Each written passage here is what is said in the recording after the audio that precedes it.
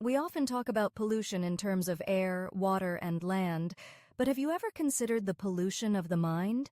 It's an insidious issue, one that creeps into our lives without us even realizing it. We're living in a world that bombards us with information 24/7. Social media, news outlets, advertisements. It's like we're swimming in a sea of content times information, and not all of it is good for us. In fact, a lot of it is downright toxic. This is what I like to call pollution of the mind syndrome, or POTHMS. Let's break it down. Imagine waking up in the morning and the first thing you do is reach for your phone.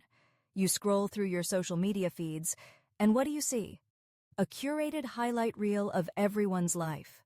Friends on vacation, influencers flaunting their perfect bodies, and news stories that are often sensationalized to grab your attention. It's overwhelming, isn't it?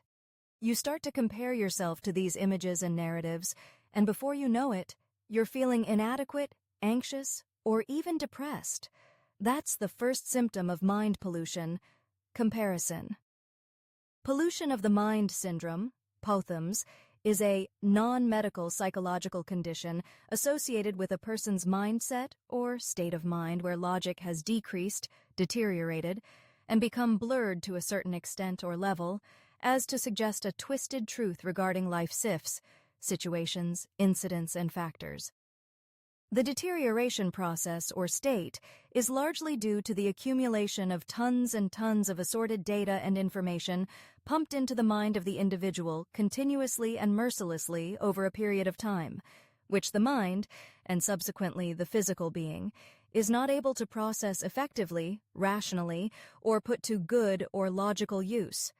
Ultimately, the end result very often leads to the automatic shaping, channeling, and control of the person's preferences, choices, and decisions by external phenomena and dynamics in an unlimited fashion until eternity, if not rectified effectively. To that degree, a person will be easier to manipulate and control, and may never recover from toxic convictions and behaviors.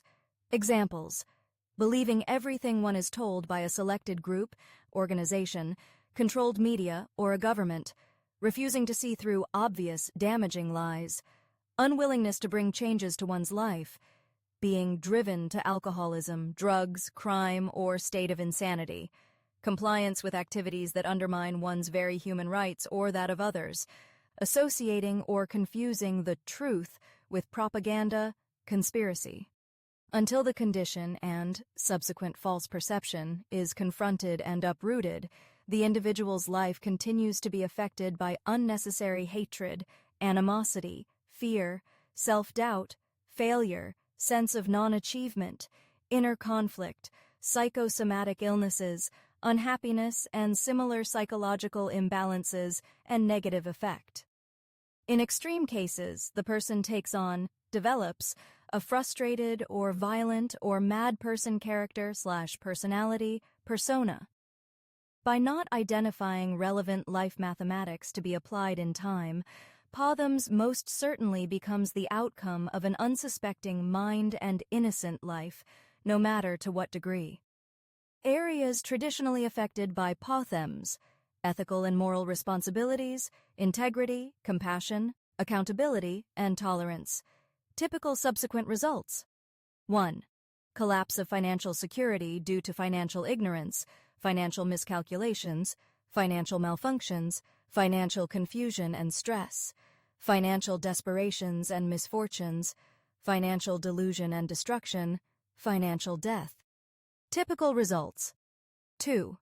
Corruption of personal spirituality, i.e., weakening of spiritual knowledge and assurance, changing of praying ability and spiritually driven habits, compromise of spiritual laws and rules. So, as we navigate this complex world filled with information overload, let's commit to protecting our minds. Let's be proactive in addressing the pollution that threatens our mental well-being. We have the tools to reclaim our mental space, to create a healthier relationship with the content we consume, and to foster a mindset that prioritizes growth, positivity, and understanding. Remember, the mind is a garden, and what we choose to plant in it will determine what grows. Let's cultivate a space that flourishes with positivity, knowledge, and compassion. Together, we can combat pollution of the mind syndrome and emerge stronger, wiser, and more connected to ourselves and each other.